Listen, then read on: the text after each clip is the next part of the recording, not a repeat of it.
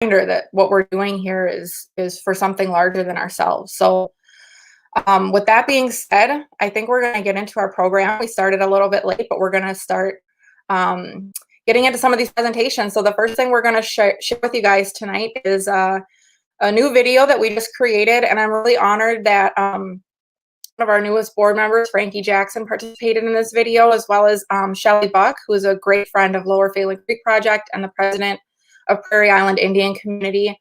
And so please check out this video that we had just. Wakan Tipi is a sacred place. It's a beautiful place, a refuge for birds and wildlife, a sanctuary for people, full of rich diversity and cultural value and meaning. Wakan Tipi is a place that's central to our creation story. And our creation story has us coming from the water. We literally were born from the water. Dakota ia patewichoda makiapie, washichu ia shalibak makiapie. Said hello, my relatives. My Dakota name is Many Buffalo. My English name is Shelly Buck. I am the president of the Prairie Island Indian Community Tribe. So many of our sacred sites have been destroyed or disturbed throughout the state. At one time, there were 6 caves around that area. Now there's only 2. One of our most key and central places of importance was impacted by the earliest development here in this portion of the city. The negative impact that railroad system had to this site and the urban sprawl around this site, I think it's a testament that we have what we have left. And so it's critically important that we preserve what we have left and that we create management practices that allow us to be the best stewards of this particular area that we can be.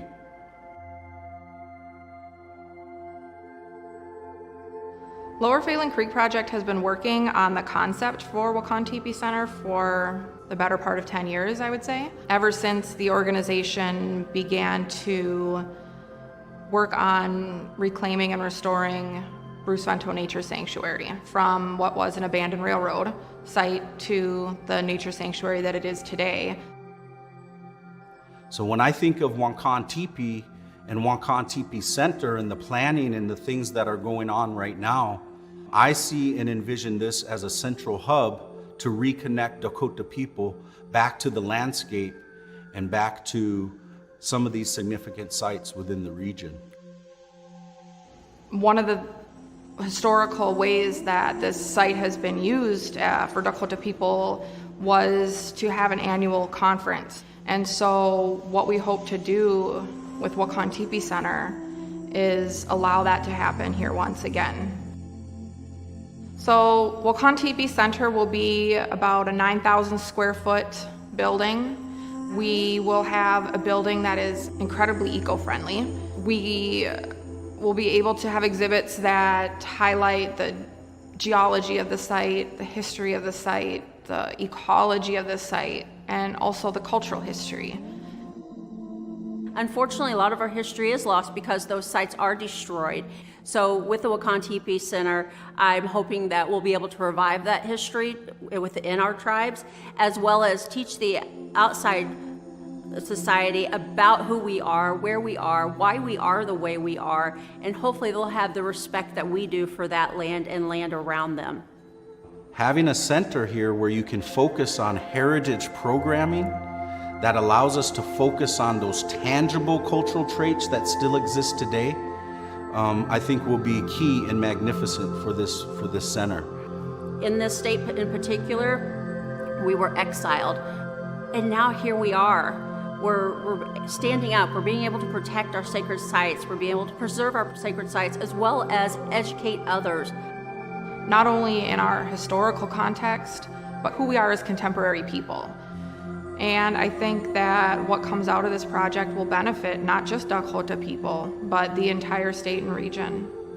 We have to respect and understand one another in order to live and coexist in this world peacefully, and I think that's what we're missing, and hopefully Wakan Tipi will just be the start of this.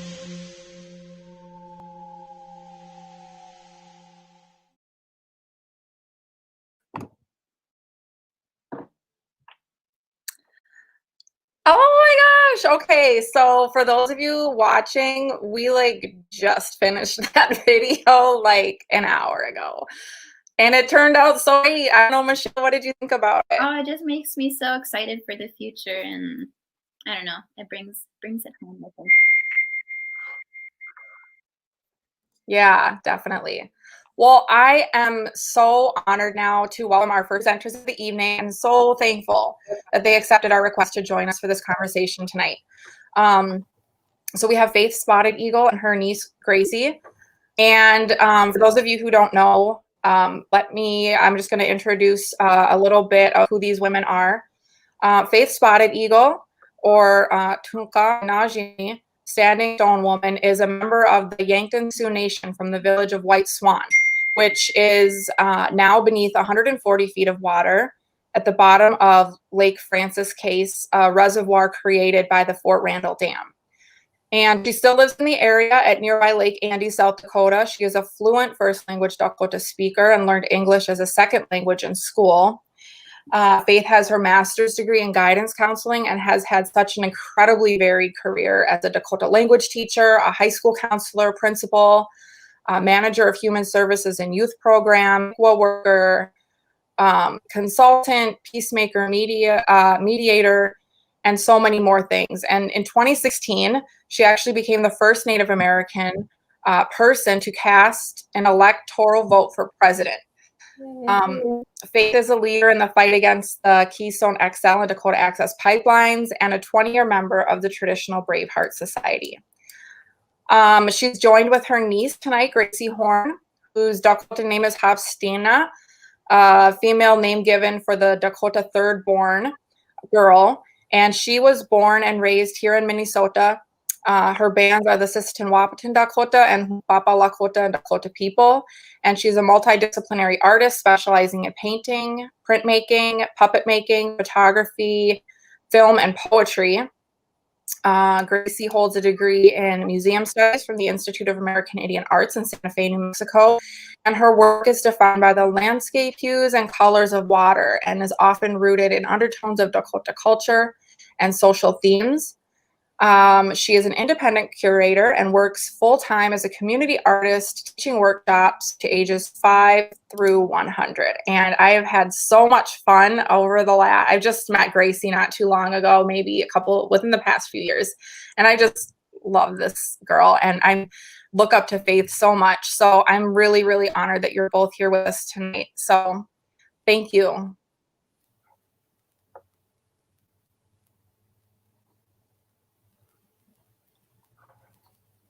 Oh, Gracie, I don't think we can hear you.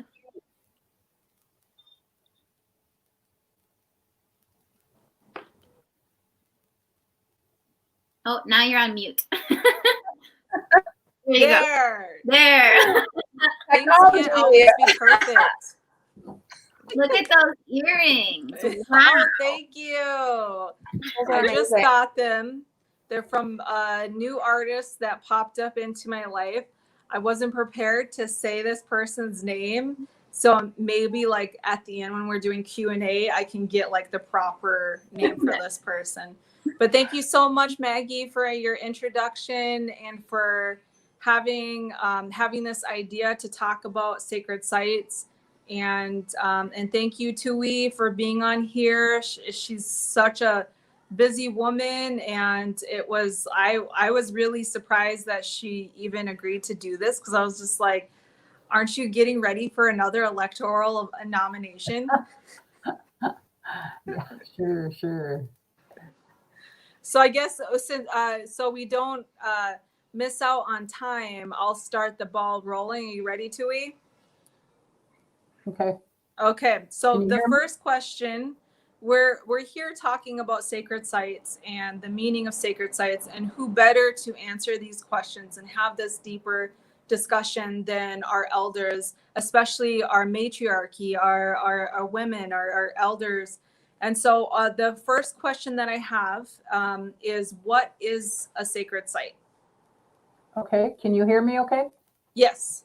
Okay, so first of all, I think it's important to put the word sacred site through our language filter, because sacred site was coined by another language, which is English. And so oftentimes when we go through these exercises, we have to retranslate it back into our language, and then we have to send it back. So it goes through several filters.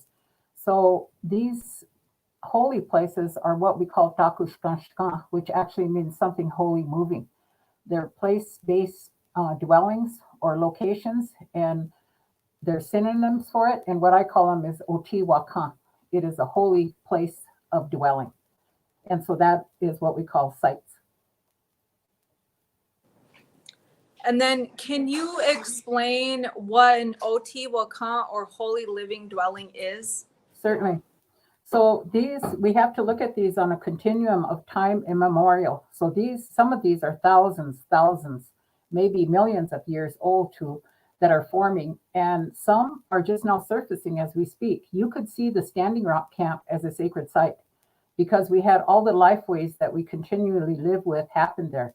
We had death, we had birth, we had revival of ceremonies, we had ongoing ceremonies. So it certainly was a sacred place.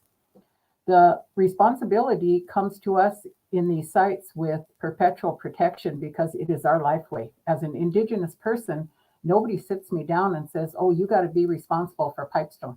You have to be responsible for the one we are talking about today. It just comes with your way of being, and it's in your spirit. It's in our DNA.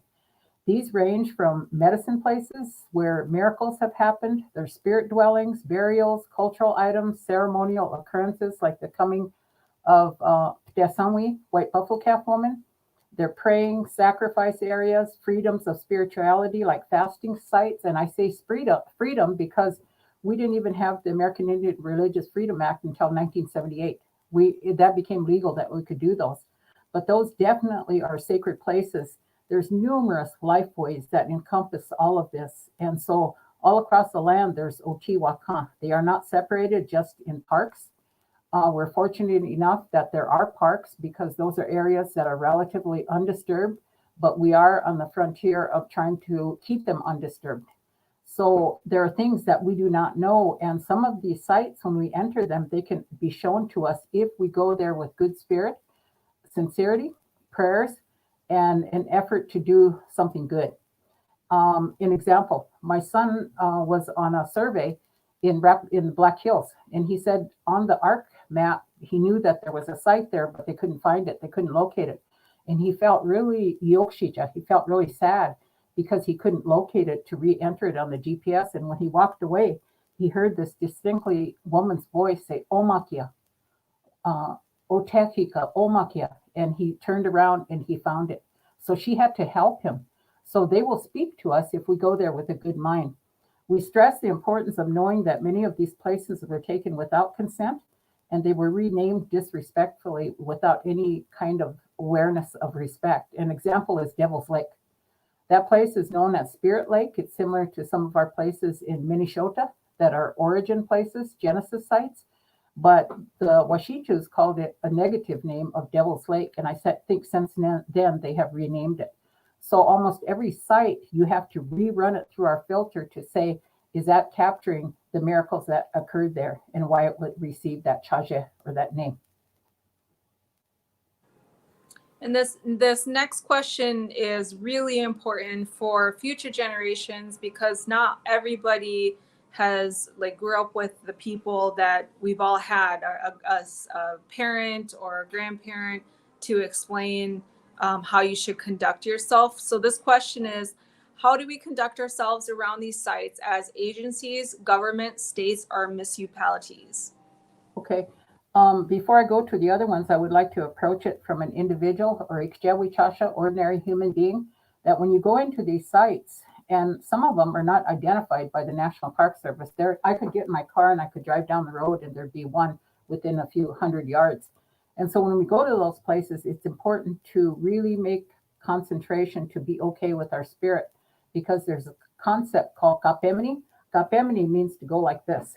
And so if I go in there and I have been high on any substances, or I've been drinking, or I walk in with some rage and anger, that kapemini is going to hit that holiness and it's going to go in directions that are unpredictable. And it truly can hurt someone else. And I'll give you an example.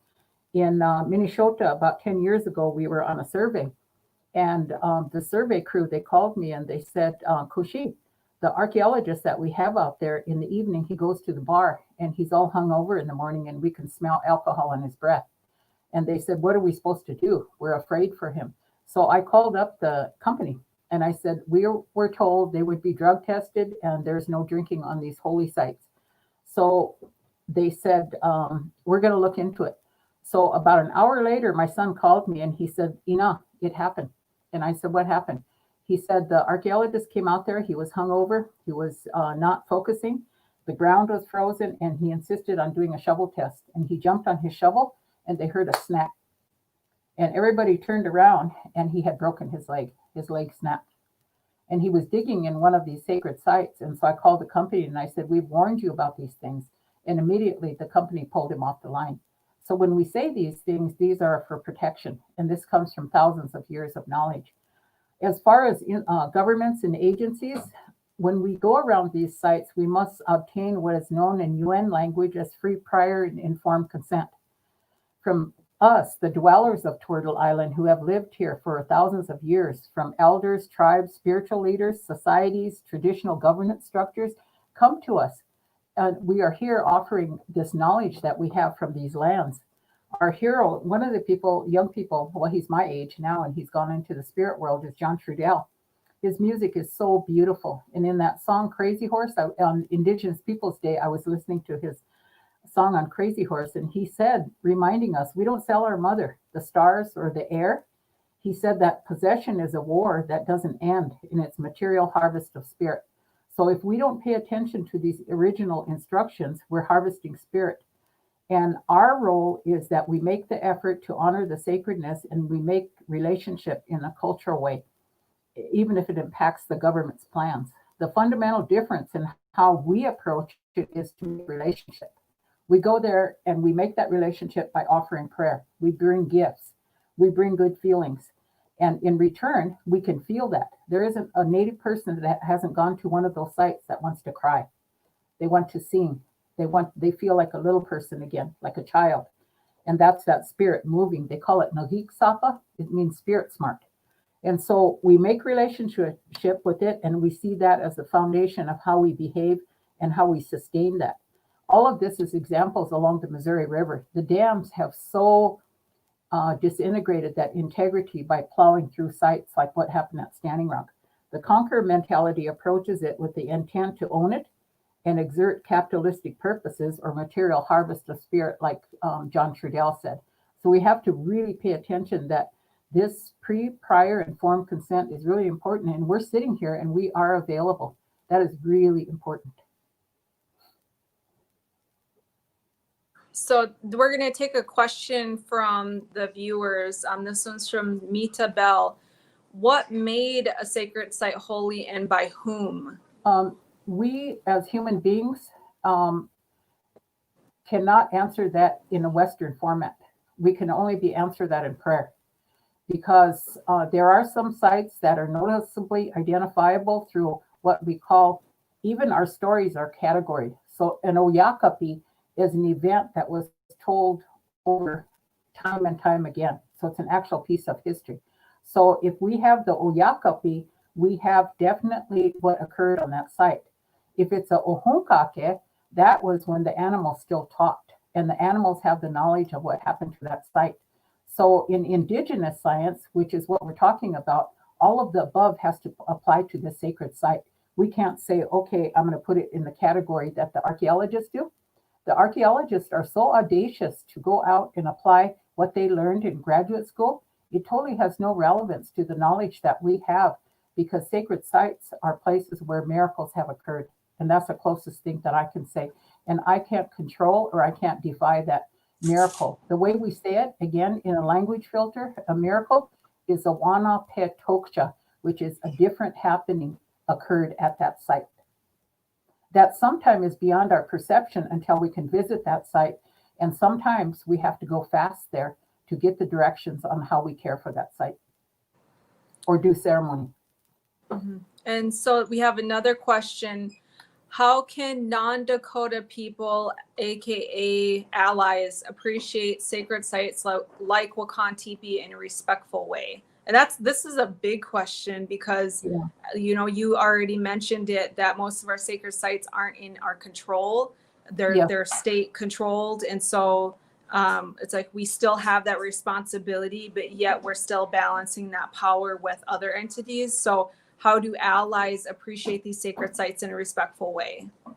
Because we have limited time, I think I'm going to apply the answer to this to government agencies also, and because they also can be allies if they choose to be. And so we have to deconstruct our thinking as active colonizers. If we don't go through those filters of what people have done in already destroying those sites, like Frankie talked about, like the railroads, that was outright colonizing destruction. That was active colonizing. So now we got to step back and we say, what are the principles of colonization that apply to sacred sites? Number one, and I learned this from my daughter who is in graduate school, and she's applied those concepts to our language. And so we work as a team together to translate this. And she says there's two main things of colonization that the allies could learn. One, the goals of a conquering government and even allies individually is to, number one, erase and replace. If you see a sacred site and you say, oh, that doesn't need to be saved, you've erased it. And if you put your house there, you've replaced it. That is an absolute first step of colonization. The second one is the logic of elimination. So we have violent structures. If you ignore a sacred site and you happen to be either an ally or an employee of a government agency, and you say, oh, that's not important in the EIS, the environmental impact statement, then you have practiced the logic of elimination, which is what the Keystone Pipeline is doing. This is all planned out, that we can get enough allies on our side, on the other side, that we can eliminate these people. They don't count. Does that help? Yes. And I guess we have one last question, which is, what happens when a sacred site is desecrated or destroyed in different ways? What does that place still does that place still remain sacred? Yes, these sites can never be destroyed. And I'd like to quote something that Dekshi Vine Deloria said. During the hearings that they had in the development of NAGPRA, they asked him, how far does a sacred site go? And his answer was, to the center of the earth. So it doesn't, and it is so comical when you look at these agencies, how they distort this worldview. For example, when DAPL was going through Minnesota and a site was identified in eastern Minnesota by our relatives over there, you know what they did? They went underneath it. That is such an artificial, inhumane way to do, but it doesn't really matter because the sacred site is still there. Even in those railroads, that energy, that dakushkashka still remains there. And we do this for the sake of safety, because when prayers were laid there, they were laid there for protection. So that place will continue to be protected, even if a train is on it, even if a building is on it, even if destruction. And on the Keystone Pipeline, that's why it took 3 years. And who says that our prayers only take 10 minutes, 100 years? We don't know how long they take to accomplish what we have prayed for. So it will never go away. Those are all really good points. So we have one question from the audience from Elizabeth A. Dickinson. What's the most important thing you would like us to take away from tonight? I think that we need to indigenize pedagogy in all of these sites, and we need to move from violent structures of management, which completely leaves out native life ways of thinking. Our ways of being are thousands of years old. We didn't make these up last year. They have been trued and tried. And one of the things that I really like that Dan Wildcat and Dekshi Vine talked about in The Power of Place, and they wrote all of this down, and they said there is no differentiation from cultural diversity and biological diversity, which means that we have patterned ourselves after animals. And so animals know how to survive on the land. We watch them, we learn from them, and from them we learn how to survive. That's part of indigenous management. For example, a buffalo can restore the range to native grasslands. A cow can only destroy it. Those are two different pedagogies of thinking. So I think if Indigenous principles are incorporated into management, it ensures tribal ways of knowing about the natural world. We have important knowledge about the relationship between people, land, animals, and plants. And for example, the burying beetle that is being threatened on the Keystone Pipeline, did you know that the way they navigate is from the stars and the Milky Way? They use star knowledge, the burying beetle. Can you imagine to look at their brains and to figure out they're like a little computer? They're a computer bug. And that is deep, deep knowledge that we knew about. I think there's intimate knowing relationships that will restore all of this. But we have to realize that if it's an individual, if it's an agency, and particularly in a government that is an oppressor like the United States, is that it does not remove your responsibility to make relationship with this land. My father used to say in the 60s, he said, they haven't been buried on Turtle Island long enough to appreciate the land. They don't have the stories of sadness. They only have stories of conquering. And so I think that in the 60s, I remember I read the book Silent Spring by Rachel Carson.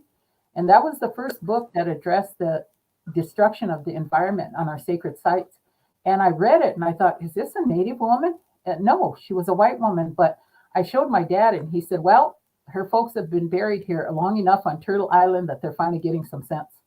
And so they made relationship with the land even through the burials.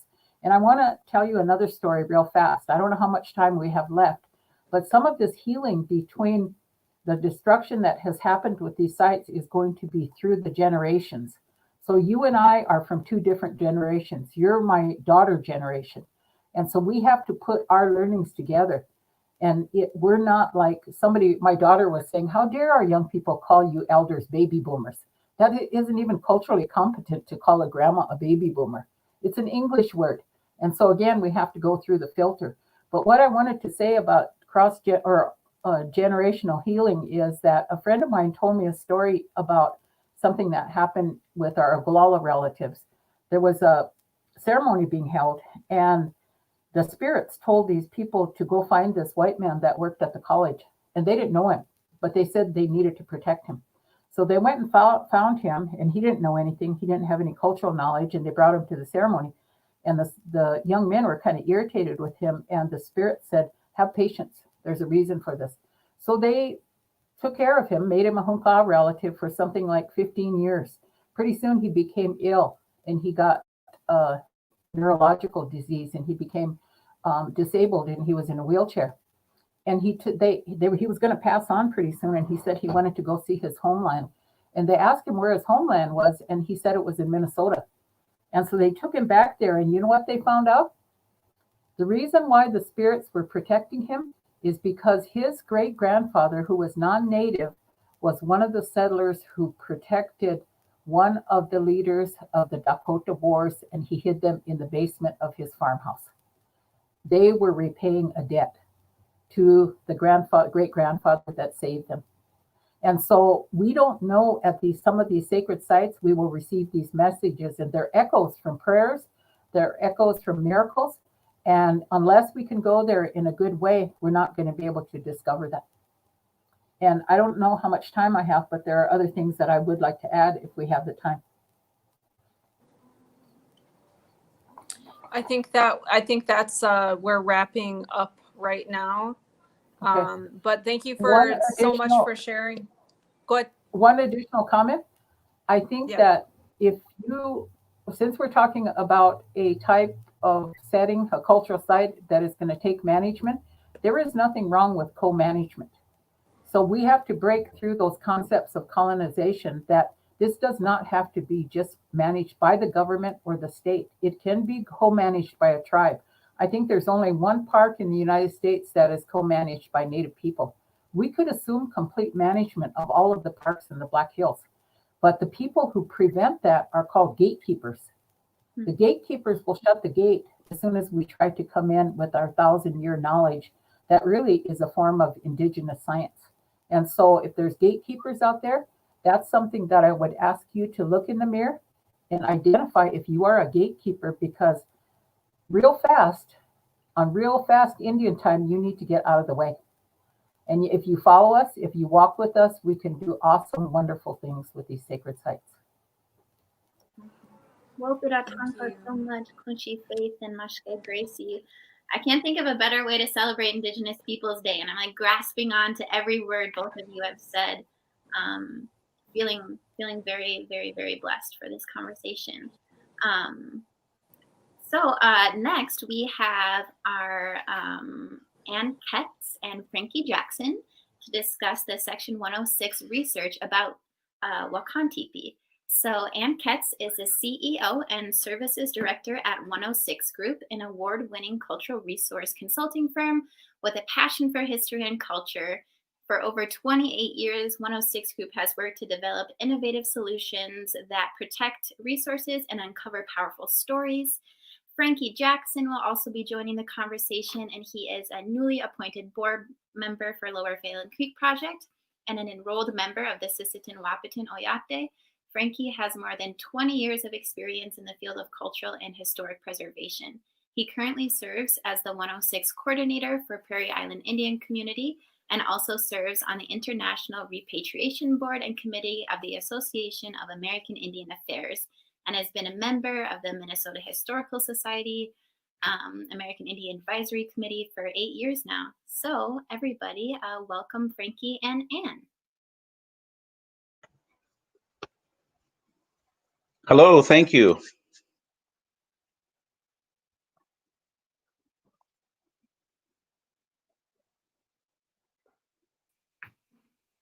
Oh, Ann, I think you're muted. Okay, are we good? Can you see the? Yeah. Wonderful. Okay, so we're just going to spend a few minutes here. I'm going to run through the history of some of the work that's been done over the last few years, and then Frankie's going to take us to more about the present day and the future of where we're heading. So there's actually quite an exciting story of what's happened on the site over many, many years. So just a quick timeline here. The work started back in 2001. We were very privileged to be invited in the very early days by the city and various other folks, the neighborhood, who were part of saving this site and protecting it. The very first task that we were charged with doing was just developing a literature search, and this was back in 2001. It was part of the requirements for the National Historic Preservation Act, because at that time there was funding that was coming from the National Park Service and also the EPA. So the literature search really included just looking at the information in maps and books and on-file databases and so forth, the things that are sort of out there and easy to get a hold of initially. So this is just a few images that we were able to gather, and they're very familiar, I'm sure, to many of you on this presentation and event tonight. This, of course, is Seth Eastman's image from his drawing from 1848 of the Kaposia village, which is just down the river from where Wakan Tipi is. These are some of the petroglyphs that were recorded in 1878 when Theodore Lewis came in, and the original drawings are still on file at the Minnesota Historical Society. There is also a second cave that is hidden right now. A lot of people are not aware it's out there. Its common name has been Dayton's Bluff Cave. And we do know as well that there were many petroglyphs. There were a very different style of petroglyph, and these were recorded back in 1889. But as I say, you can't see it right now, so we're not quite sure how much is still there and how much damage was done by the railroads. And speaking of the railroads, this is an image from 1873, an etching, a panorama of what the area looked like in the Bruce Vento Nature Sanctuary. The railroads came in and did a lot of damage. But basically they took away the 17 feet of the front of Wakan Tipi. So we do know that some of the petroglyphs would have been damaged, but the whole cave was not destroyed. And as Faith was talking about, of course, spirituality doesn't go away just because of the damage that former developers may have done to an area. There was also a brewery there. It's called the North Star Brewery, and this is a very fuzzy picture from 1894 of the brewery that was built into the walls of the bluff face. The natural caves there created good places for storing a lot of the beer and so forth. Then in 1913, there was a reopening of Wakan Tipi. It was called Carver's Cave. So there are a number of images that we have from that time. It's always, for many years, it's been a place of sort of curiosity to people. And sadly, that's also meant that there's been damage done to it over the years and a certain amount of disrespect. In 2003, there was a programmatic agreement. This was also part of the Section 106 process, and this was between the State Historic Preservation Office and the National Park Service, who had provided the funding, as I mentioned, for the work, a lot of the cleanup work that was going on at that time. What the programmatic agreement required was that there would be further studies, both archaeological and cultural, related to both the brewery and other European era sites, but also the caves themselves. So in 2004, we started field investigations. Throughout all of this, we worked right from day one with leaders and elders from the, particularly the local Dakota community. So this is, I don't know if you recognize, but that is actually Leonard Wabasha 20 years ago. Where we're looking at the front of Wakan Tipi to figure out how best to expose the entrance door without doing any damage to any of this. There were a lot of meetings on site, and there were also representatives from other communities, from Prairie Island, of course, Mille Lacs Band, Minnesota Indian Affairs Council, and so forth. So it's been a very collaborative effort since day one. This is just one of many photos of the backhoe, trying to really carefully make sure that there was no damage to the bluffs or to the door that you still see there today. And after, it was really a remarkable day when the sloughing and the dirt and everything was pulled back from the entrance and the spring was released.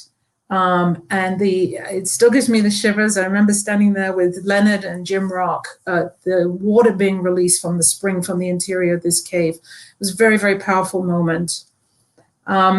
Then further up the bluffs, as I say, there are other caves. So this one is called, it's sometimes called Brewery Cave. It's also called Montana Bill's Cave. And I can't help but think of the whole notion of history repeating itself, because Montana Bill anecdotally was a hobo during the time of the Great Depression, and he lived in this cave and he became a bit of a local celebrity, and there was some graffiti on the sides of the walls of the cave and so forth. We also did archaeology of the brewery itself, and then this is just some of the clearing of the walls.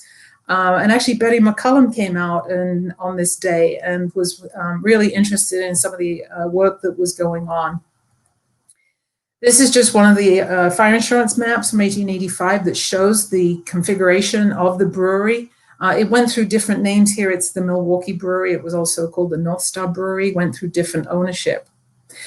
Then there was a lot of damage and a lot of fill that was put in because of the activities of the railroads coming through in the late 19th century. And so it was agreed upon with everybody that was involved at that time, there would be archaeological monitoring during the construction of the streams and the wetlands that were put in there as the contamination was being taken out.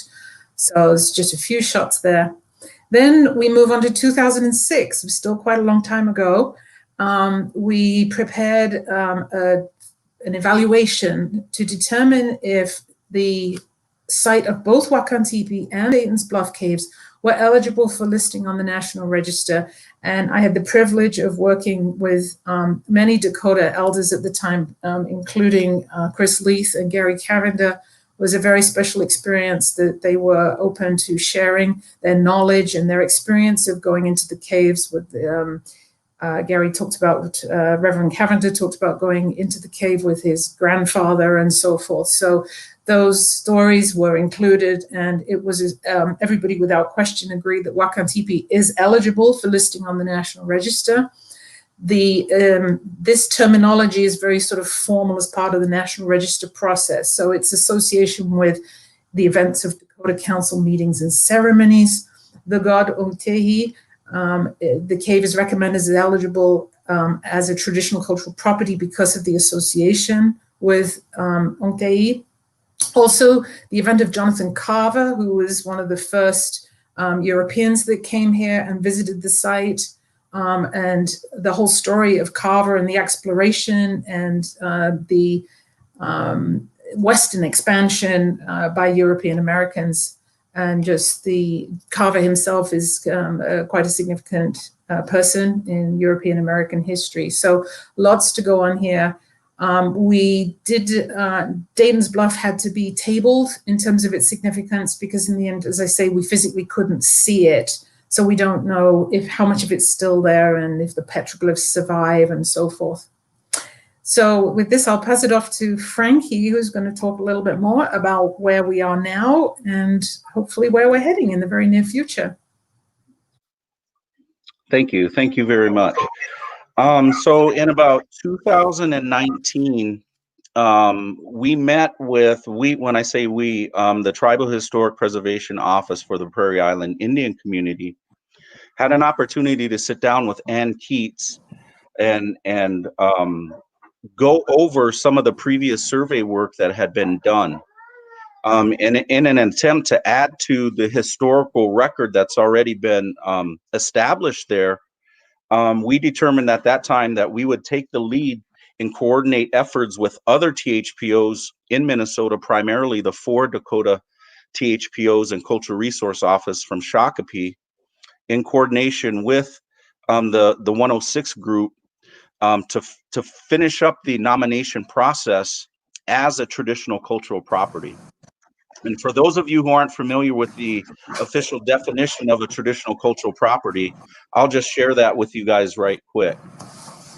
A traditional cultural property is a property that is eligible for inclusion in the National Register of Historic Places based on its association with the cultural practices, traditions, beliefs, lifeways, arts, crafts, and social institutions of a living community.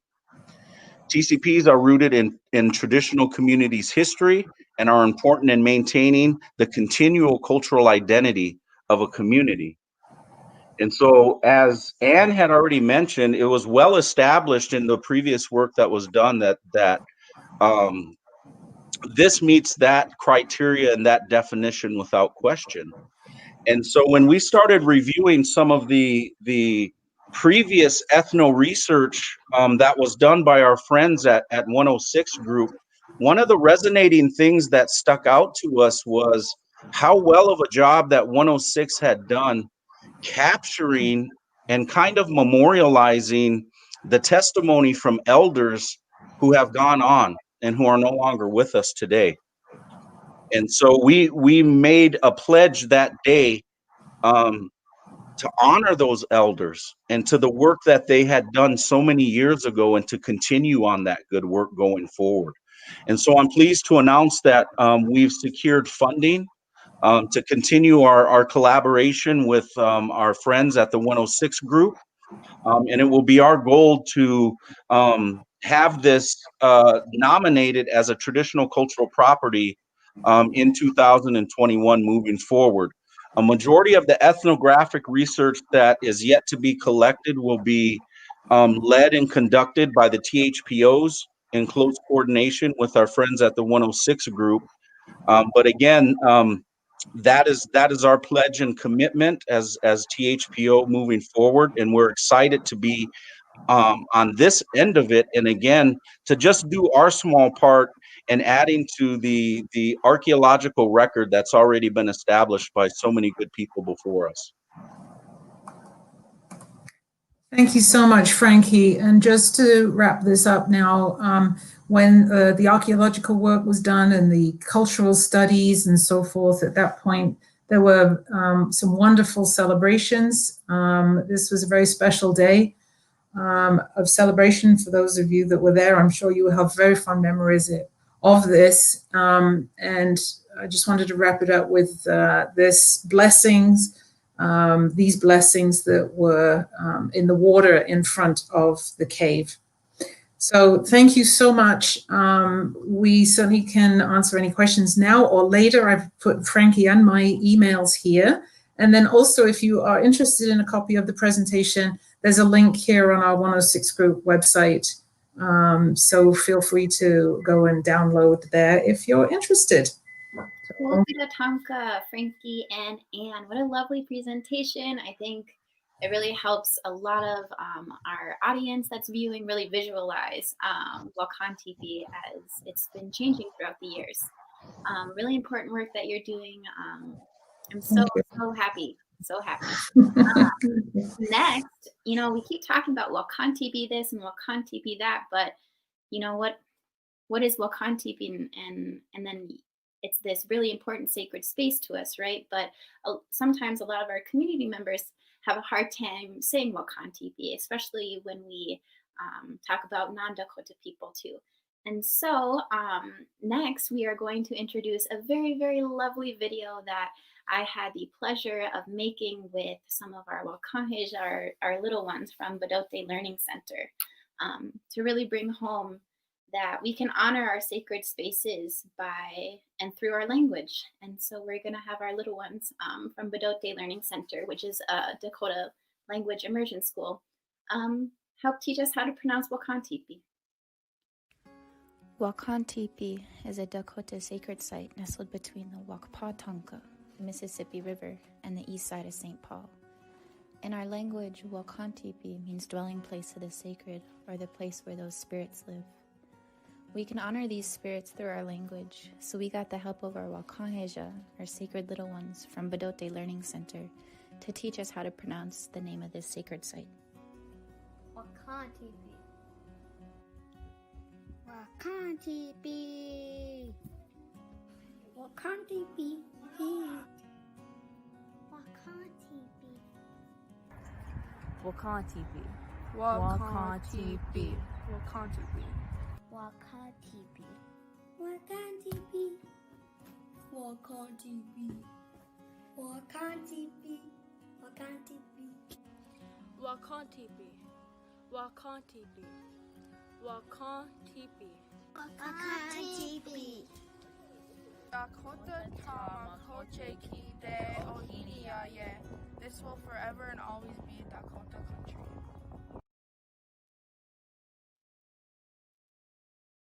Oh, doesn't that video make you smile? All those really, really lovely little kids. If they can say it, so can we, right? Wakan Tipi. Very, very exciting. Hi, Patrice. Oh, you're on mute. Oh, Patrice, you're on mute. So sorry. I wanted to say, Wakan Tipi, hello, hello. Yeah, wasn't that video so cute? It's all been a fabulous program. I loved Faith, Spotted Eagle's wisdom and knowledge. I loved Anne's history. I'm excited for Frankie moving forward to the designation. It's fabulous. So my job is to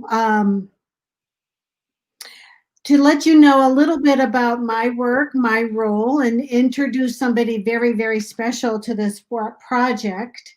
I am Patrice Kunish. I am a member of the board of directors of the Lower Phelan Creek Project. And I'm also the co-chair of the capital campaign that we are engaged in for the last couple of years, working really hard to raise the funds to build an amazing center that will share this knowledge, that will give us not just the history, but give us the context for where we are. And I just have to say, I recently left Minnesota, Minneapolis, St. Paul, by the way, and the last place I visited was Wakan Tipi. I needed to sit there and be peaceful, and to be part of the land that and the spirits and the relatives. So I really, really am thrilled to be part of this project. So we have Sam Obekson with us, and I am amazed at what Sam has been able to to realize and appreciate and value from the land. He's an enrolled member of the White Earth Band of Minnesota Ojibwe. He's the founding principal and CEO of Full Circle Indigenous Planning, LLC. It's a Native-owned research, planning, and design firm. Sam was chosen for this project, as you can imagine, because of his experience, his Indigenous knowledge, and he's been working with Native clients with culturally significant planning experiences and design projects throughout Indian country. He's a graduate of Cornell University, holds a Master of Architecture and Urban Design from Harvard University Graduate School of Design. And he served as president of the board of directors of the Minnesota American Indian Center. He's also board chair of the American Indian Community Development Institute, and he was board vice chair of the American Indian Council of Architects and Designs. Sam, so glad you could join us. And now I would love for you to tell us about the design of Wakan Tipi Center. Sure, I'd be happy to. Can you hear me? Yes. All right, I'm going to try to share my screen. Nice.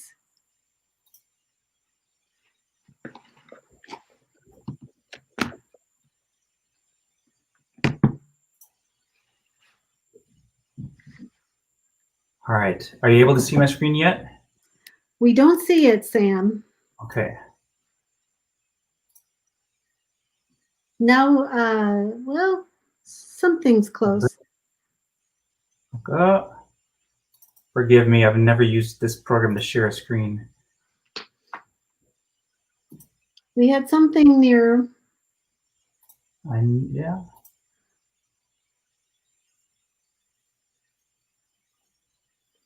Oh, let's see what we can get on the screen.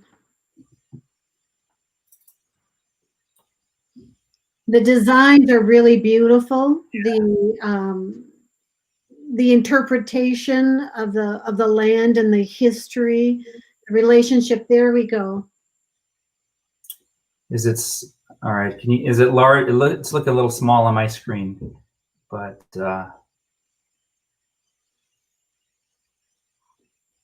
I think if you hit present, which you might have done, and then go to full screen. Let's see if we can make it big and share it with the world. Yes, I'm trying. I know.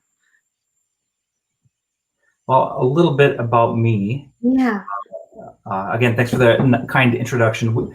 I grew up in Minneapolis. I'm White Earth enrolled. Kind of lived back and forth between Minneapolis and White Earth and Leech Lake up north.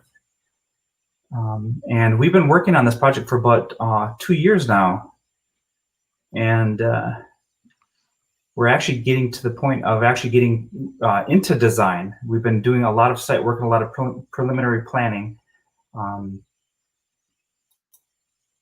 right, is that any better? I think we can go with that, Sam. Yeah, let's go with that. Okay. I think we can go with that because I think we're all really anxious. There we go. Let's see it. Okay. So this is our site. So this is the Bruce Pinto Nature Sanctuary, and there's been a lot of great discussion already on the history of it. Wakan Tipi Cave is on the right, and on the left you see that circle. That's where our site is. Now there are a lot of interesting site situations. We have a large bridge. We have a nature sanctuary that is basically built on contaminated soil. We have this urban condition and highways and rivers and trains and all these different forces coming together right at this site. So there's been a lot of interesting planning efforts to get this sited. On the bottom, you can see the beautiful view from where the building will actually sit. You won't be able to see this cave in the distance, but we are orienting the building toward the cave, toward the river, toward the sacred sites. You can see on the right an image of the cave. It's adjacency to St. Paul right there. But there's a lot of wonderful, interesting history and site forces on the site. Again, there's the cave, and it was mentioned a lot of it had been destroyed, so it doesn't look like this anymore. But the cultural history and the human-made history all converges right here And it's been wonderful to be part of a project that is, helping to bring back the sacred site to condition it should be. And so, Sam, do you absorb all of this information? You've got a very sacred spiritual site, but surrounded by industrial buildings and even contaminated soil. How did you sort of imagine what could be there? Well, all of those site forces impact the design in different ways. Not only what you can see, but what you can hear and what you can smell. There is essentially a wastewater treatment area right next to the site. There is a highway. There's the train traffic. Again, so the need to create this as a very special place and protect its place within it. And that really aligns with the whole goal of the nature sanctuary in general. It's reclaiming it back from this industrial history, bringing back culture and landscape and history. We're trying to do that with the landscape as well as the building. And we'll talk a little bit about some of our sustainable design strategies that we're going for. But again, all these forces impact the design. And one of the biggest thing that impacts design is the cultural history and the culture and what people want. So we worked in many community engagement meetings with the general public. We had meetings with the staff. We had many meetings to discuss the goals of the project, anywhere from how do we want to incorporate culture, how do we want to incorporate landscape, what things are private and sacred that we don't want to incorporate in the project. And you can see here many different exercises happening at different locations. We had one at Fort Snelling. We talked about the visual aesthetics. So all these images, and we're not going to go through each of them, but we did these exercises to talk about what kind of expression do we want. Because when we design architecture for Native communities, 500 years ago, there wasn't this type of architecture. There wasn't the steel and the concrete and all the different things that we're going through now. So creating something that's new and innovative and that aligns with history takes a lot of care. And you can see all the work that the community had done, writing down their goals, writing down what they want from a functional perspective, from a cultural perspective, from a design perspective. So it's been a wonderful process to listen and really give the project the time to allow that kind of engagement to happen.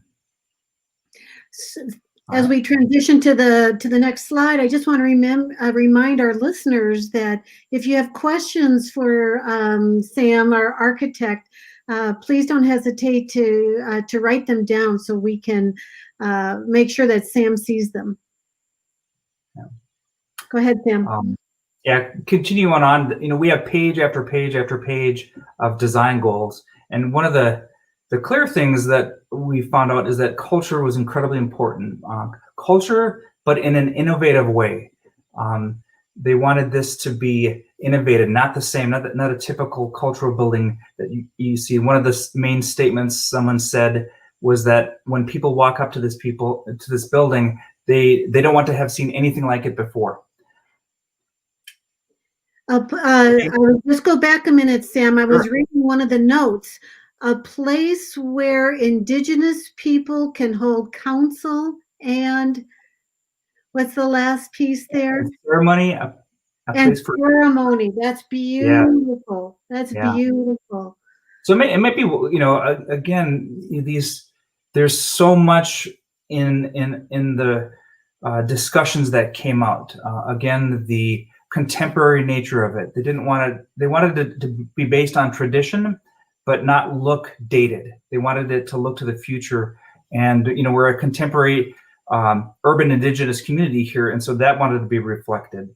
Correct. The metaphors to the landscape and to culture. And again, there's many, many different statements that are happening here. So what did you design? Yes. So again, going back to the site, we're in this part of the nature sanctuary. You can see the building in red over on the left. And one of the main key points is that it's next to Indian Mounds Regional Park. It's part of an entire area, this whole landscape was indigenous land, it was Dakota land. It's and so we're trying to, bring that spirit back to life here. This is the site, an aerial of the site. You can see the cave in the bottom right. You can see the highways and all the different things that really kind of box this site in. But we're treating that as an opportunity to create again, a special place to turn that into an asset for the project. Great. One of the key things that we're trying to do is orient the building to the cave, to really honor that the building can't be at the far end of the sanctuary near the cave.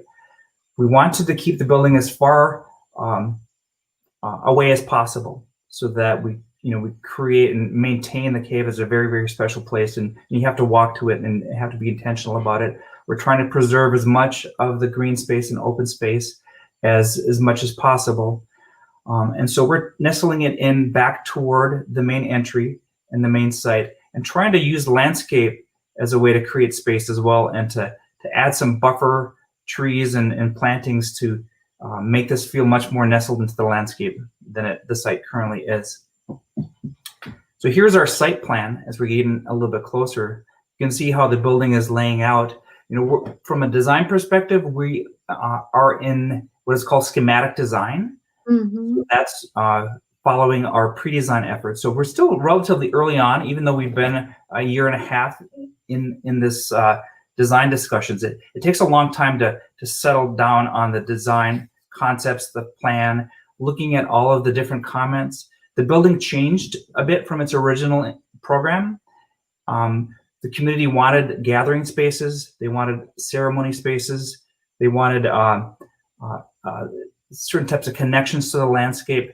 And so as we worked this out over the past year, it's changed a little bit. And again, we're going to get into the next design phases coming up soon.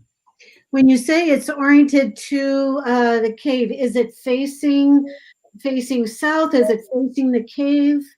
So right now, this sheet is oriented north is up. So we have a main central gathering entry space. The large areas to the right in purple, those are large dividable gathering spaces. And you can see they splay out and they're very directional to the east. And those spaces have a large window that looks right toward the cave, and it looks right down the middle of the sanctuary, where you have this beautiful open space and you have the trees on either side.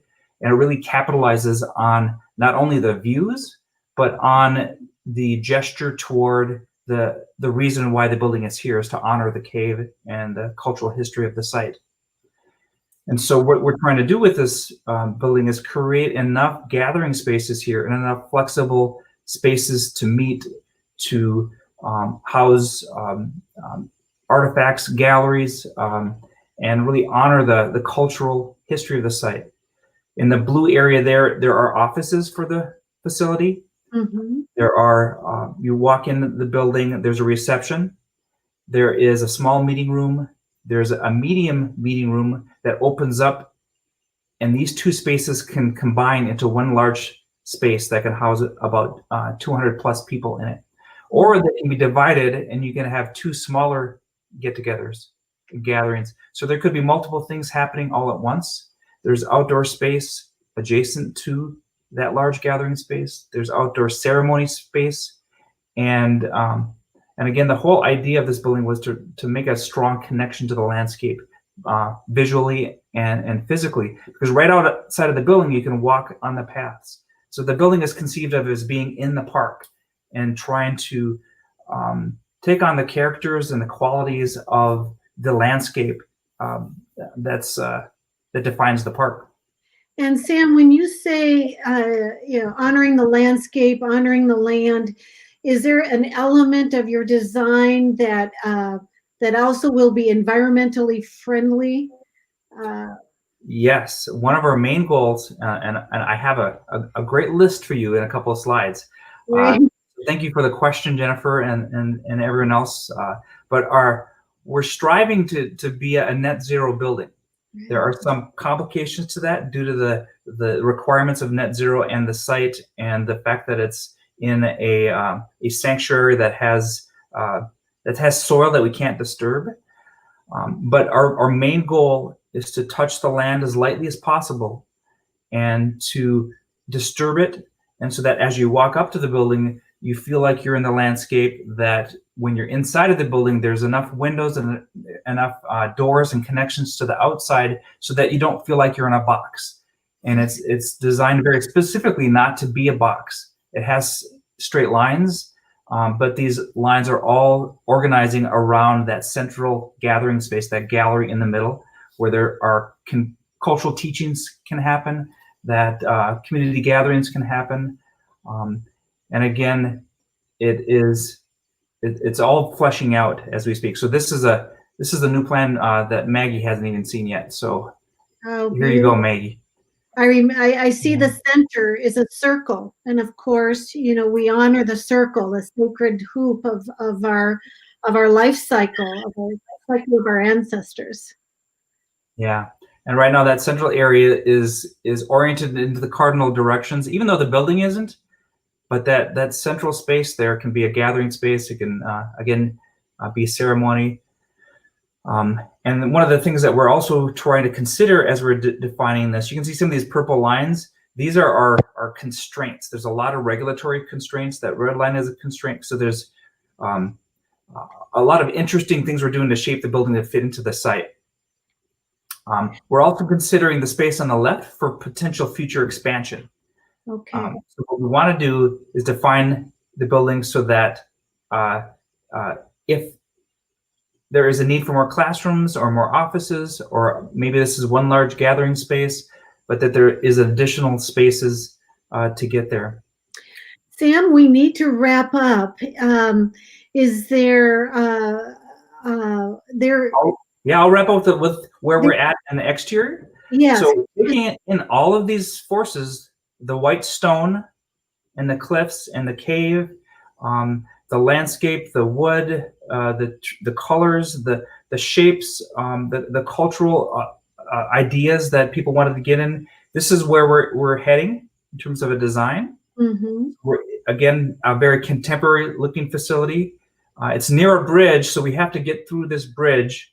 But here are some of the sustainable strategies. We're exploring net zero. We're trying to do super insulation. We're trying to build as small as possible, because the best building, the most sustainable building is the least building you can build. All of our plantings, bird safe glazing, no greenhouse gases emitted from the building, and pollinator friendly. Yeah, pollinator friendly. Exactly. Yeah. I think that's really remarkable. I'm so excited about your work, about bringing this history, the people's communities, issues, and vision, to life. And I'm very excited so that we can get started, build the building, and bring the people back to the land. Yeah, it's a great project. It's a great group of people, and thank everyone for coming and seeing it, and look forward to in a couple years to come and come enjoy the space. We will celebrate. We will have council and ceremony there. Thank you so much. And now we will turn to another one of our wonderful community members. We have Rihanna Yazzie with us. Rihanna I haven't seen her for a few months, so it's so good to see you. She's a Navajo playwright, and she's the director and an actor and a filmmaker, just a marvelous artistic person. She founded the Native Theater in Minneapolis, St. Paul in 2009. And she's given us a new way of looking and thinking about Native American stories. So we've been hearing lots of stories tonight, Rihanna. And what I'd like to hear you share with us is, how do we celebrate Wakan Tipi? What do you see in terms of a story for Wakan Tipi? Yeah, thank you so much for that introduction, Patrice. Yes, I'm really honored to be a part of helping to tell the story. I am a Navajo woman, and I live here in Dakota Homelands, and I started to theater here. One of the things that has always been very much in the forefront of my mind is that because my tribal lands are, my homeland is somewhere else, that as long as I'm living on somebody else's homelands, that the work that I do is really there to uplift the people who are here in this community, and to continue to push for restoration of culture and of course rights. And so with that, I can help with the tools that I have as a theater maker. So New Native Theater is here as a tool to continue to uplift and strengthen us as Native people. And it's really an honor that New Native Theater will be a part of the opening program at the Wakan Tipi Center that'll be opening up in the next couple of years. We are going to be creating a Dakota community-led play project, and you'll see three folks who have just entered the space. Three amazing Dakota artists, include, and I do also want to say my elder Juanita Espinosa, who really kind of gave me a little push and I would say permission to start this theater 12 years ago. I still remember sitting at the Minneapolis American Indian Center at the big table every day, always asking for her advice and input. And so this play project is very much in line with what the Wakan Tipi Center wants to do. It wants to continue to strengthen Dakota culture, centering Dakota people and Dakota community and Dakota artists to do that. And New Native Theater is really like a nurturing space in which to hold those artists up to be able to create this. And so this play project is ultimately going to be a play in the Dakota language. We're not going to translate it into English. And over the next couple of years, while we are working on this play in conjunction with the opening of the Wakan Tipi Center, we will use multiple platforms to teach folks how to speak Dakota in terms of the play, so that when you come and see it, if you're not a Dakota speaker or if you're a burgeoning Dakota speaker, that you will, by participating in the different platforms that we have in the creation of this play, that you will get to experience an entire play in Dakota. But I want to introduce these three beautiful women. We have Juanita Espinosa, Fern Renville, and Sarah Palatzka Warheza, who are three Dakota artists that are leading this. And thank you so much. And I'll hand it over to you. I guess I can start. I'm here to talk a little bit about the importance of reclaiming our language. So I'll start with an intro in Dakota, if that's okay. Hamataku yapi, chante washte anape chiuzapi, yushkia wachian kapi de empetu washte, Sarah Palatsky Orzea, Makiapie, Bede Hedankia Hemataha ga ia kaptapi de omoapie. So hello, friends. I'm from Sisseton, Wapaton, and am enrolled in the Big Coulee District. And I work for New Native Theater as an artistic associate, and I'm also a PhD student at the University of Minnesota. And one of the things that drove me to go back to school was the opportunity to partake of the fabulous Dakota language program that's offered at the University of Minnesota. And when I heard that Rihanna was doing this project, I was so thrilled to get the opportunity to do a play in our Dakota language. I started thinking about my grandmother, and we tell a story in my family about the last night she was alive. Her mother sat by her bedside and spoke to her in Dakota. Our family, because of colonization, lost a lot of our Dakota language, and I think about my grandmother and her getting, still returning to her language at times that were joyful for her. She would sit in the kitchen with her sister and speak Dakota, or at times of great need. And so I think that that return to her language was an ultimate act of comfort for her as she was beginning her journey. So reclaiming our Dakota language is just a crucial part of regaining our family and cultural identity. I'm just super thrilled to be working with Maggie and Rihanna on this project. And I know that when we finally sit down to watch this play, and we'll get to hear our stories, new ones and old ones, in our Dakota language, my grandmother will be with me, and it will be a time of great joy and sharing for us. And so I'm just really thankful for the opportunity to be part of this very important act of community, and to be working with such a fabulous group of gifted storytellers. Pidami Ayapi, and I'll turn it over to Fern. Good afternoon, relatives. My name is Fern Naomi Renville. I am Sisitoan. My father is Robin Renville, the great-grandson of Wakáŋ, the last of our relatives who lived in Minnesota before the time of exile. My family lived on the shores of what's now known as Spirit Lake at Wakáŋ, the place that Dakota people consider the center of the world and the place where we came into this world. I'm very happy to be here, to be a part of this project, and to be sharing the story of the Dakota people. Our stories are told in our traditional stories. I'm going to share now the story of how the universe was created and how we are all related. In the beginning, there was only Ia.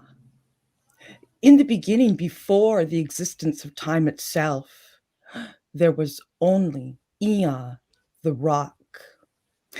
Ia, the rock, existed at this time without form or shape, like a cloud, but all the powers of creation flowed in his blood. Hahepi, the feminine spirit, also existed at this time, but as the void, as the great nothing. In this universe, Ia was lonely. Ia longed for a family. But Ia knew that if there was to be a family, he was the only one with creative power. So he would have to create that family himself. Ia also understood that the power and beauty of this creation would depend on how much of his own power he would be willing to relinquish. And so Ia reached inside himself and took out his power, and he formed it into a ball and placed it into the world, into the universe. And then Ia opened his veins. He opened his veins, and his blood poured out onto this ball, onto Kushimaka, the earth. His blue blood flowed onto the earth and covered it in water and flowed into the sky and filled the sky with blue and became Mapiato, the spirit of the sky who dwells above. And so this is how Kushimaka was created, how water, how sky was created. And Ia, when he had given away all of his power, he became, as we know him now, hard, small, powerless. He fell to earth and became the first rock. So, according to Genesis, God created man out of nothing, but kept all of his power for himself. And according to Ea the rock, the grandfather of the universe, Ea created all of creation out of himself and gave away all of his power, keeping none for himself. And so all of us who come from Ea, who are born of this world, of Kushimaka and grandfather Ea, are the children and therefore the relatives. We are all related. And because Ea took his spirit and put it into everything, we also know that nothing is dead, that all is alive and all are related. Mitakuye Oyasin. Thank you for allowing me to share that story.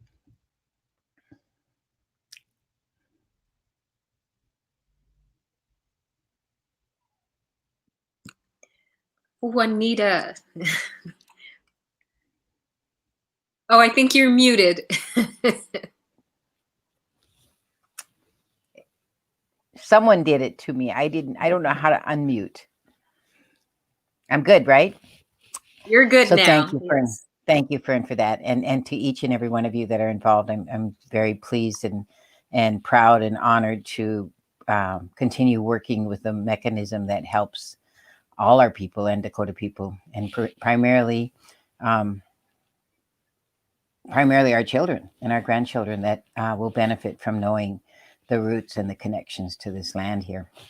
So that's my piece of it, is to help facilitate that dialogue with all our relatives, those in the past that have stories that they shared with us, those of us present that have returned now to the Dakota homeland here, and those of us that are yet to be born that will also learn and share their understanding and responsibility of being a part of this land and taking care of Mother Earth. So I'm really pleased that this is the tool that Maggie chose to pick up, and to certainly working with Rihanna is like always a treat, because she's a good encourager. She helps you to tell the story in the best way. And I think that's what's wonderful about storytelling, is that there's always another story that you want to hear. There's always another place that it can take you to and remind you and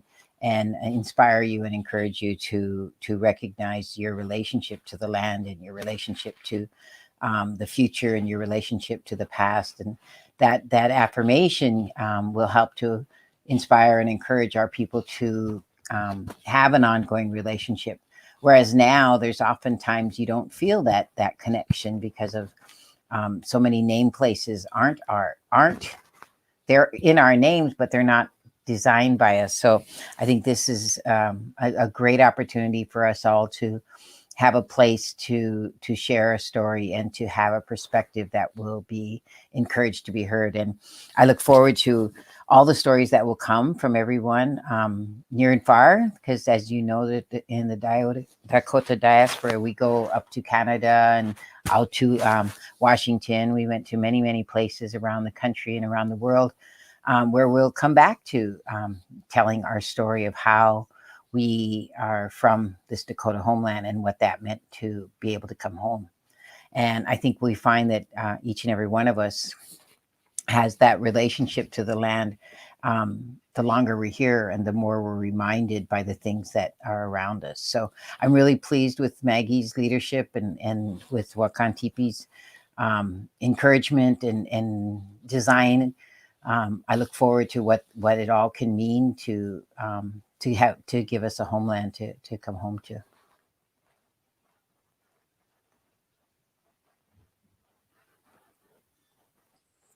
Need I say more?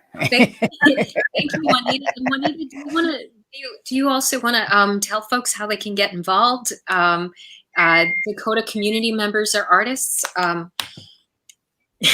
I can do that. I can do that. I don't know who was going to do that. I was going to say someone should do that. I think there's a lot of different avenues, and we want people to think about.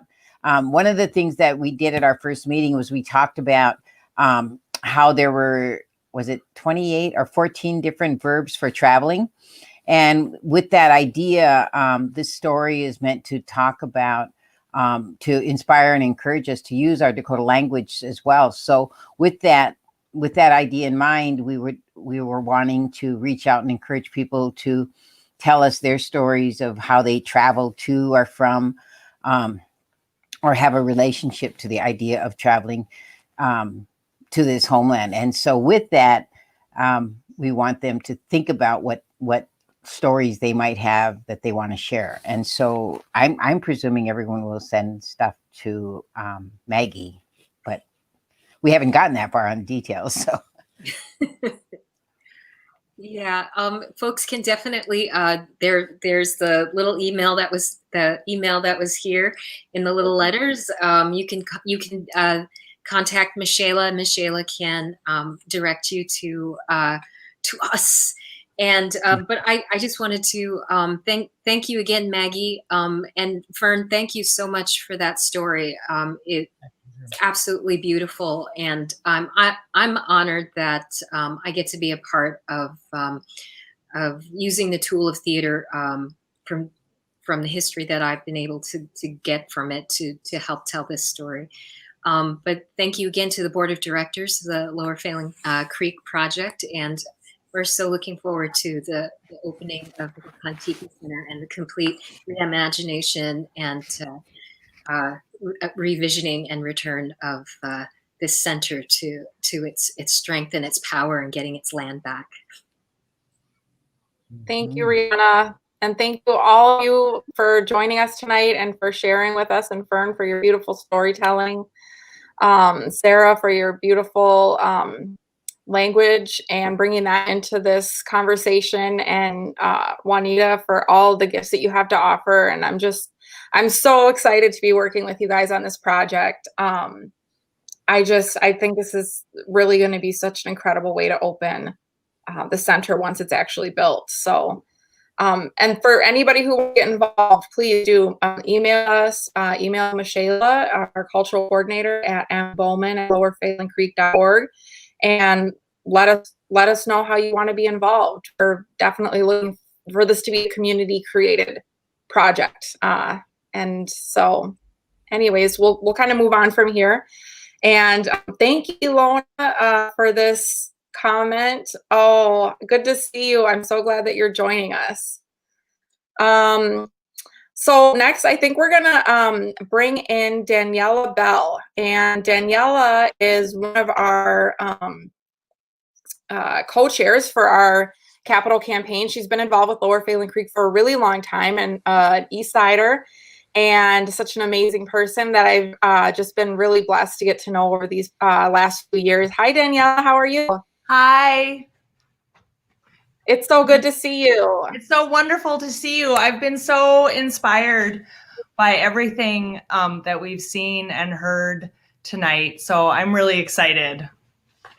Yeah, well, I'll let you kind of take it from here. Okay. And bring us into the next part of this event. Great. Thanks, Maggie.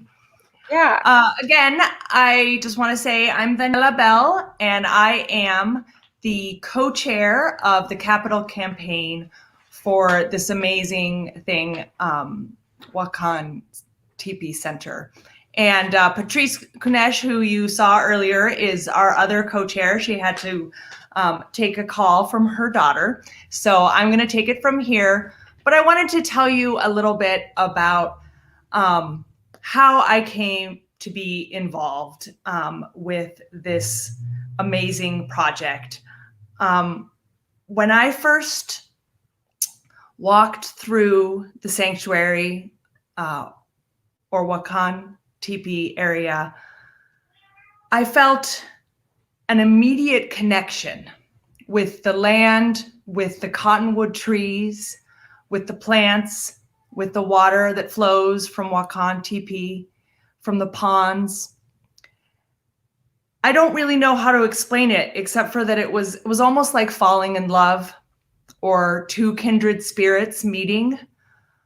I'm not native to this land. My ancestors come from Europe and from Mexico, but I really felt like the plants, the animals, the land, and the water of Wakan Tipi welcomed me. It felt comfortable, and it challenged me to learn more about them.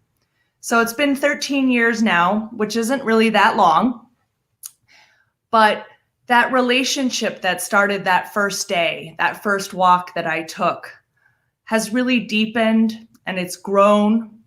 I've had the opportunity to learn some of the Dakota history, some of the stories, mythologies, the natural histories of the plants, animals, and stars. And this has really been primarily from a Dakota perspective, as well as other ones, but really centering that Dakota knowledge that so many other people have talked about this evening. So, and in the last few months, I think I've seen so many more people down by Wakan Tipi. I think we're really finding our ways back to natural spaces. And as a lot of you watching know, Lower Failing Creek Project has been working on this project for quite a long time, about 10 years, Maggie was saying. But I don't think it's a coincidence that we're having this gathering tonight at this time. I think we're all living through, as Barry said at the beginning, through this time that's very difficult. There's a lot of fear. There's a lot of upheaval. We're moving society. We're pushing it to be more inclusive and more just. And I don't think it's a coincidence that this dream of Wakan Tipi Center is coming to fruition right now. Because I believe that the center will be a place for connection and reconnection. It'll be a place where we can connect to the past, but also the present, where we can center the dreams and the hopes and the traditions of our Dakota neighbors, as well as all of our other neighbors.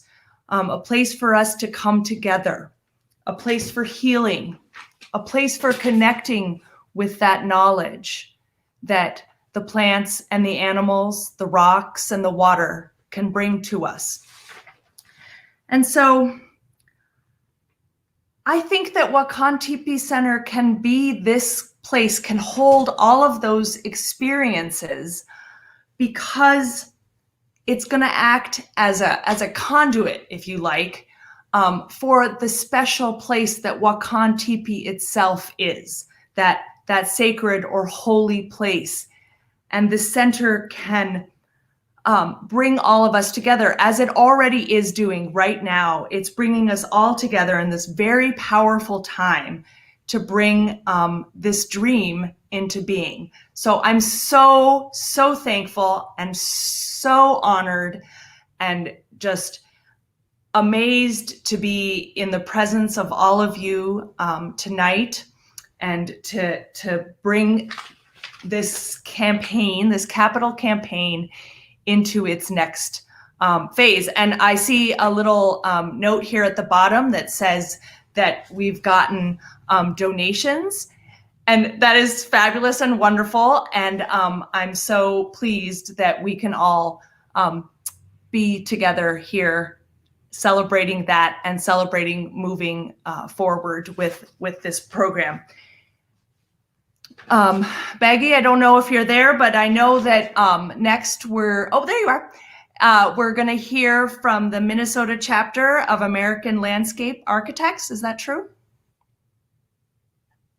Yeah, so this is really amazing. So one of the things that's just been happening lately that's just been so, like, you know, it's kind of like one of those magical things, like everything's happening and everything is happening. And so we just got an email the last, within these last few days from some folks from the Association of Landscape Architects, the Minnesota Association of Landscape Architects, and they wanted to support our work. And I'm so excited that they were able to join us tonight and talk a little bit about what made them want to donate to this project and support us in that way.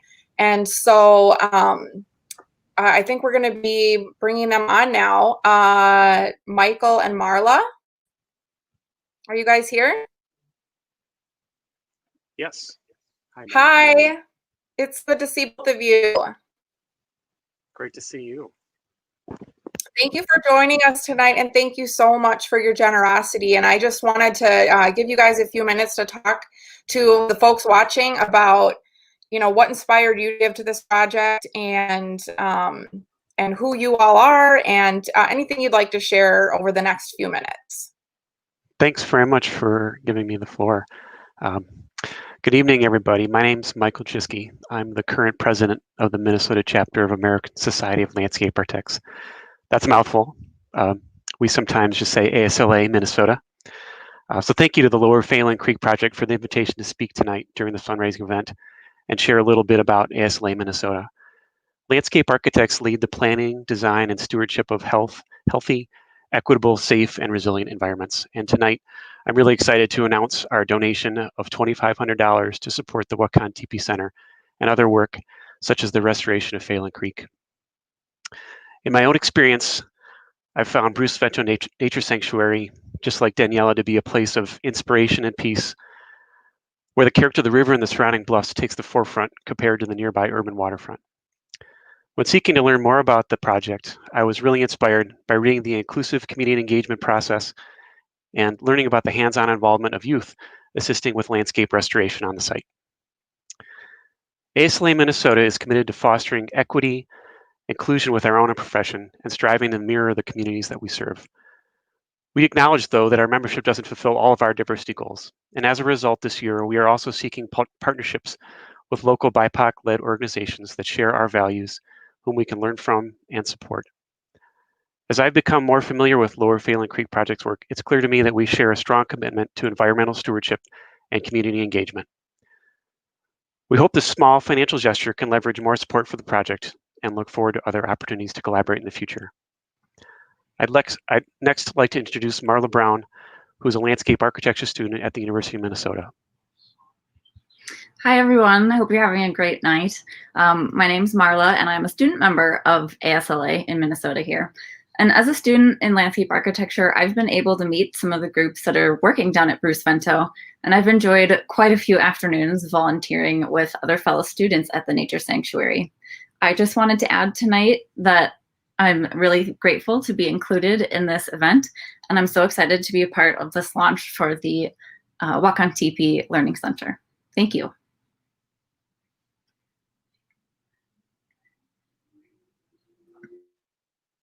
Thank you guys so much for being here with us, and thank you so much for that generous donation. I'm so thrilled to see the work that you guys are doing, and that you've chosen our work to support in your efforts to lift up Black, Indigenous, and work led by people of color. So thank you so much for joining us tonight. You've got a very strong vision, and good luck as you begin to pull it together. Thank you. Thank you so much. Nice to see you tonight. And for everybody watching, I just want to let you know that we also, before this event came together, we talked to some of our friends and our board members, and I just want to announce that we have 100% of our board invested in this project. So of our 8 board members, all of those folks are invested financially in this project. We've raised over $52,000 these last few weeks from our friends and our board members and supporters who just wanted to give to the project, and from their own personal, fund. That's like so incredible. It inspired me, obviously as the executive director to, and me and my family talked about it and made the decision to do as much as we can as well. You know, sometimes it's hard to think about or talk about, you know, putting your money towards things like this that we need in our community. But that's part of who we are as Dakota people. We've always been generous people, and that's one of our core values. And supporting work like this, supporting the future for not only our Dakota people and our youth, but you know, helping educate people outside of our community, outside of the Native community, helping them learn about who we are. And so that's what's inspired me to give. But I want to turn it over right now back to my husband, Barry, and he's gonna talk a little bit about, you know, some of his stories and share a little bit about what this has meant to him to give from our family to this project. Hi, my relatives. I live on the east side of St. Paul. I remember back in 1991 when my dad and uncle started burying the remains of our relatives in the mounds. Remember, 1992 was the Native American Graves and Repatriation Act. So in 1992, it made it illegal for people to dig up our grandpas and grandmas, our relatives, not our distant ancestors, our grandparents. And that's right above Wakan Tipi. Wakáŋ. This is a sacred land. Like Twin Faith was saying, what makes a place sacred isn't dictated by human beings. It's dictated by the Wakáŋ, you know, Wakáŋ. They do these miracles that she talked about. We're really blessed to have her describe that and articulate that in a way, and talk about why is it still sacred? Why is this area still sacred? It's been disturbed. It's been part of it has been destroyed, but it is still Wakáŋ, because what makes it Wakáŋ is still there. And we as human beings, as Wahunupa, the two-leggeds who are living here now, we have an obligation to protect this site. A few years back, if you remember, there was a group in Afghanistan that destroyed all these Buddhist sacred places. The world was aghast, and when they blew them all up with dynamite. Well, it was James J. Hill who blew up part of Wakan Tipi with dynamite. And it wasn't for ideology. It was for monetary gain, capitalism, at the expense of our cultural heritage. And this isn't just the cultural heritage of the Dakota people and our nations that lived in this area. Everybody who came to this area, you now are part of this cultural heritage. You now have a part of this on your shoulders. Regardless of where your ancestor came from, you now are part of us here. And as Indian people, and as more specifically people of the 7 Council Fires, we're a Buffalo Nation. And when a buffalo is threatened, whether they see a grizzly bear or a pack of wolves coming, they make a circle. They make a circle, and the children are in the center. And the mothers and the fathers, they put the business end of their body facing the threat. They face their horns towards the threat. And they stand real tight, shoulder to shoulder. And they face that threat. That threat could be a predator. It could be a north wind. But they all shoulder the burden. They all shoulder the burden of the defense and protection of the children and the old people. We need to remember who we are as a Buffalo Nation, as human beings who emulate our older brothers. We are the newest creation in all of our stories. Everything was created first. We came last. As a Buffalo Nation, we too have to step up, and we have to sacrifice. Indian people, we know about sacrifice. Sacrifice is part of our daily regimen of life. Maybe we choose to fast one day because we're going to say some prayers later. Maybe people will choose to fast more. Maybe we'll take our most prized possession and give it away. So we understand sacrifice. We understand we cannot take material goods with us to the other side so we don't crave these things. But my relatives, as a Buffalo Nation, we stand shoulder to shoulder, and we have an opportunity to make a name, not for us. It's for our grandkids. It's for our grandkids that are here. It's for our grandkids that aren't here. It's for our grandkids, the grandkids. And it's for our ancestors, so that we can go home one day, and when we travel back to the stars and we follow that sacred Wakáŋ, when we follow that, we can see our ancestors, our grandmas, our grandpas, our aunties, our uncles, our moms, our dads. We can look them in the eye and say, I did my part. I did my part to protect what you gave us, meaning the Dakota. So you put a little bit aside, just like when we get ready for a giveaway. We have a giveaway when we're going to do anything in our community. Maybe we're going to have a giveaway for a birthday or a naming, or somebody's a princessing, going out princess. Maybe somebody passed away. Maybe someone just died. We have a giveaway. And we save up little by little and we give away. This is our chance. Okay, we take a little bit of money, we put it aside. Put a little bit of money aside. Not for me, not for you, but for our grandkids that aren't here yet. Those ones will never meet in person until they join us on the other side, where the stars are at. You know, there's an old saying, you know, Crazy Horse used to say, it's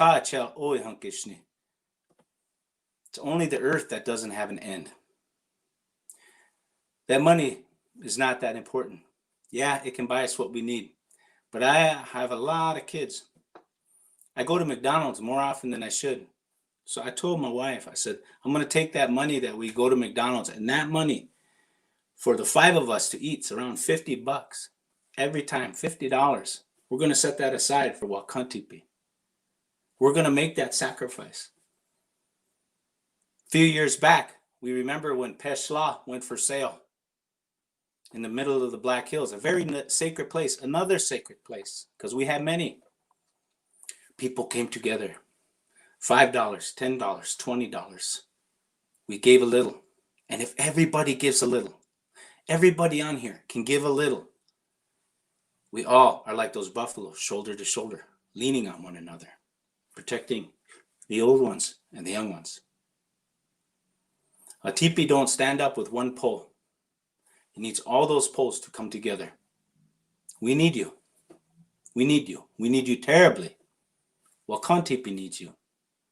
This sacred place right here in the heart of the Twin Cities, of which there are many.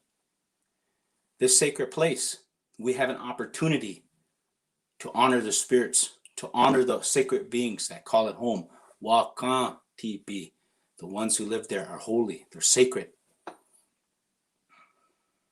Can you help us? Help us. Omakya, help me. These people that are coming together, they might be strangers, they might look different. We share the same thing in common. We're from the two-legged people, the two-legged nation. Our last names might be different. Our skin color might be different. Our hair might be different. Maybe we don't have any hair, or we're losing it. Give a little, it'll go a long way. It's not for me, you, or anyone here right now. Think of tomorrow. 7 generations. 7 generations behind, 7 generations in front. No matter how you slice that pie, we need to leave something for tomorrow. In your donation, your help can make sure that the greater community that shares in our heritage now, when they see that, they'll know why it's important. If people don't know why it's important, they won't know why it needs to be protected. And when we have every single relative out there, whether their last name is Olsen or Zhang or Hand, coming together, when we all come together from all our different backgrounds and give a little bit, again, it brings us up. Shoulder to shoulder, Buffalo Nation, contributing, facing those threats that might frighten us. So I ask you to give generously, relatives. I know times are hard, Times are scary. But this is something that you can do to feel good about. This is something that you can do to feel good about next year and years down the line. And when your time comes, you can say, I had a part in protecting Wakan Tipi. Think of those relatives that were there before, how they took care of that place, that lived in Kaposia. Think about them. Think about the many relatives who traveled there to leave offerings. Honey, they say long ago. It really wasn't that long ago. Remember, only 150 years ago, we were still camped in front of that cave. So, we dig deep. We have to, because that's what we do as human beings. You know, money comes, money goes. But this money you could put towards something that will last for a very long time. And hopefully we educate many, many people, but also educate our own grandchildren, so that they understand why they need to pick up that torch and carry it forward in the next coming future generations. So with that, remember, do I really need the Starbucks? Do I really need to go to McDonald's? Maybe I'll put that aside for Wakan Tipi. Hoheche tu Migalusta.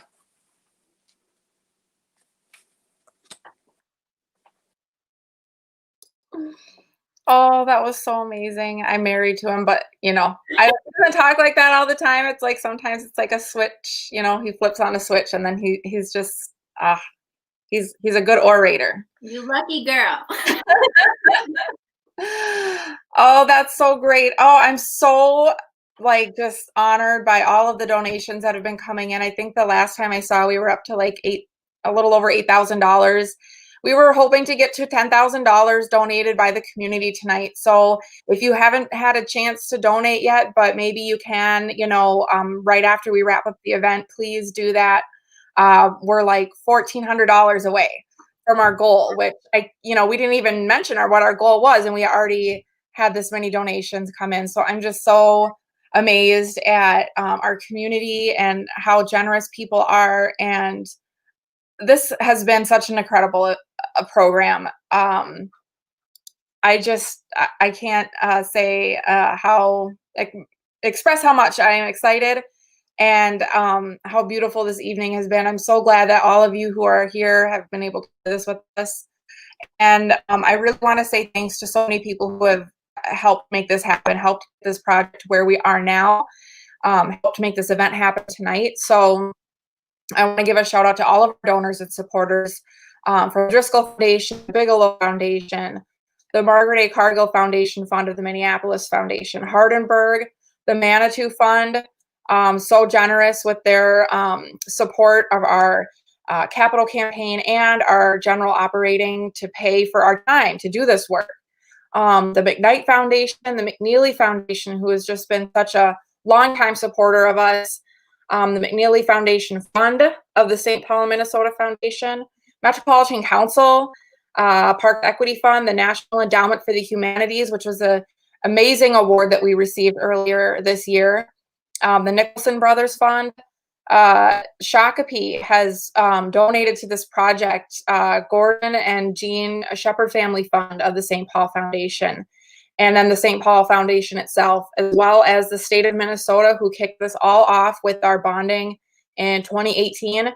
And we just got news this week that the Prairie Island Indian community has offered, has approved our request for capital support as well as general operating. So I thank you so much to our friends at Prairie Island. And I want to give a shout out to Native Roots Radio for producing the event tonight.